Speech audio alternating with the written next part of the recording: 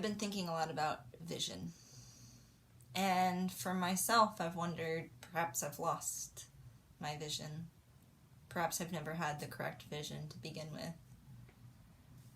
As I read the book of Ezekiel, as I read Ezekiel 34, I see some leaders here that probably also don't have the correct vision. Perhaps they've lost their vision as well. The book of Ezekiel is written to the Jewish people who are in exile.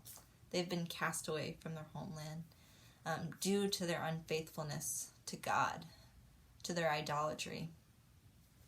And I would say that's partly at fault for their leadership. As leaders are people who guide the people. They give them direction. They give them vision. And so we're going to see a little bit of this leadership here in Ezekiel 34. We're going to see some bad leaders, and we're going to see the Lord talk about what a good leader is, and that he is the good shepherd. Ezekiel does this metaphor of shepherds being leaders and the sheep being those followers. And first we see the bad shepherds, what we'd consider the failed leaders. And it says in verse 3 through 4, "You eat the fat, you clothe yourself with the wool, you slaughter the fat ones. But you do not feed the sheep. The weak you have not strengthened, the sick you have not healed, the injured you have not bound. The strayed you have not brought back, the lost you have not sought, and you have force and harshness you have ruled them." These bad shepherds, these bad leaders, we would say have been harsh, used harsh words to their followers. They don't seem to have any compassion to their followers as they just let them go. They don't round them up or give them any direction. They just let them go scattered. They take the sheep's wool and they use it for themselves. I would say bad leaders seem to be selfish. They have their own selfish ambitions. In verse 8, though, I'm reminded that these sheep are just the Lord's sheep. And he says that these shepherds have just been entrusted to care for these sheep.